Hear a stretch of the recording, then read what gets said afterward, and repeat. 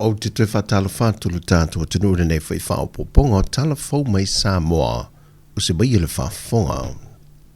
Ua tolopo atu le whaamsinonga le māsino November le tosanga le nei, e whatoa a mata ilo le mata opo, o loo watua ia e le sa a vea mapane mio le atu no le whionga fia mena o me mata afa, le tamaita ia Lise Marie Schmidt, ona ole maliwa le tina polofesa ya sinava yana Caroline Capet, ai ole wala aunga le mata opu le vaya sonei, ona wa wha se tua ngalu le tamaita e wha masino, ia talasa ato sa anga, ona na i wha ai lo le wha masinonga, wale mawhaio ni i wha awa wina le mata opu le nei, ona o ia foi sa ia wha tauteia le isi mata opu, le foi o loa a fiai le tamaita e a Lise Marie Schmidt.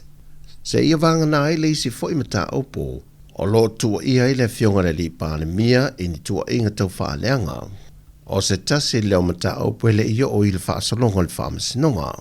O le mata opu le nei, o lo tua ia i le tamaita e a Lise Marie Schmidt, le sa ave mapāne mia i se tusi, na wha pēr na ia tusia, ma wha tonu i na ile tamaita i pe o na tā ua le swafa, e nā te ave e sea nisi o wha maumonga, po nisi o vaenga i wha mao ni ai, e iei le so tanga o le fionga i le sa pāle mia, i le maliwa le tinapolo fesa.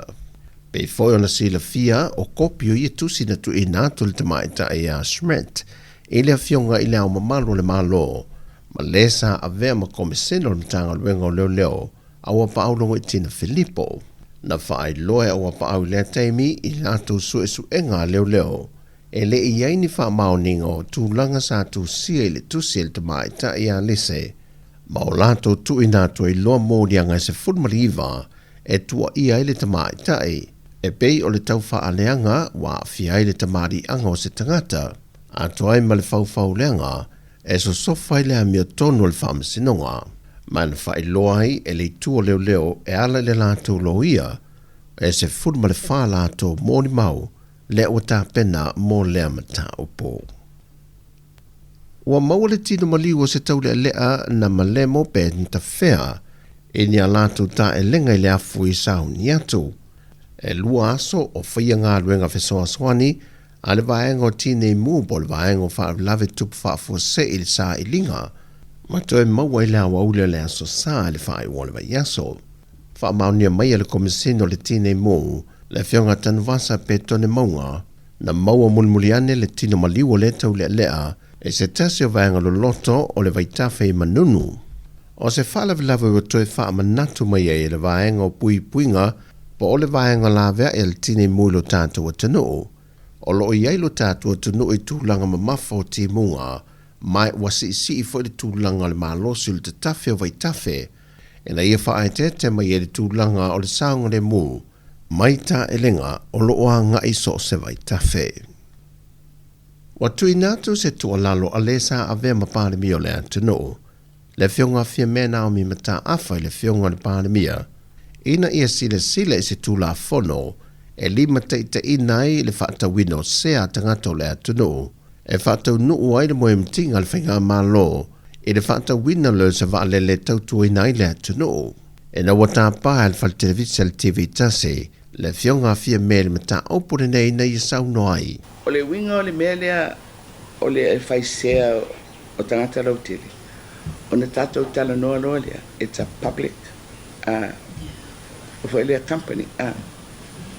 Mai, toi fo ia, tau tā pena tū la fun.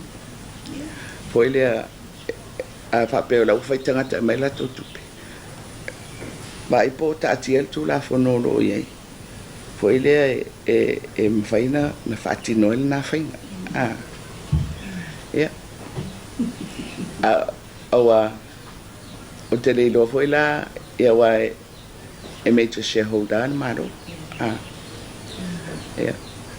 E mwhaiala na whapea mai, e whaingofia i e whai mai o le ao ato tupi. Ia te aua i au te langona e whautua ina fo i le whinangalo o le maro. A whapea o le lato whinangalo lea, tā pena le tu la whona.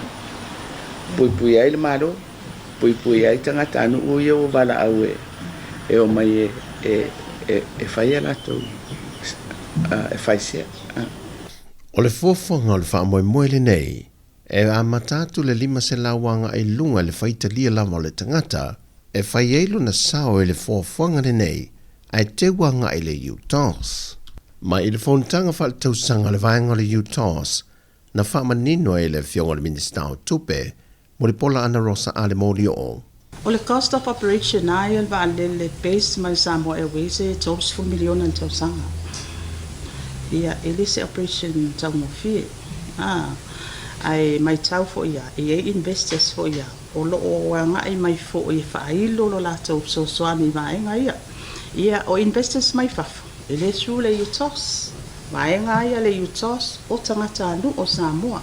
E au fia i matata o tangata o lo au maumpa pa au ia tunu i fafo. O lo ia tatou sifa. E whaanganga lava mo tatou investors. Ia investors ia le ingi latou pitanga Samoa. Ia e fo latou due diligence ia mana o mia siaki, mautu, talawhiangai, e leo ia ingi au wala wha ala tua o lo o iai ia wha maunga latou foi business. Ia ona sula ia o le tatou wha la tonga le sifa. Ma o temi nei ele umautu mai se taua o whae e whaatino ele nei polo keti po taua wānele. Ai o loma foi le whontanga at komiti whaatoa po le task force. A le company wānele e ilo ai whainga tāla whengai. Se ia vanga nā i le whaalau ilo le teimi le whainga pālota na tā wai le tolu se lau miliona tāla. O le a teu whainga ruenga mo le whaamoe lea hati nā e. O tala fawia, manuia tele la vale nei aso lo tātua tino, whasai fuia.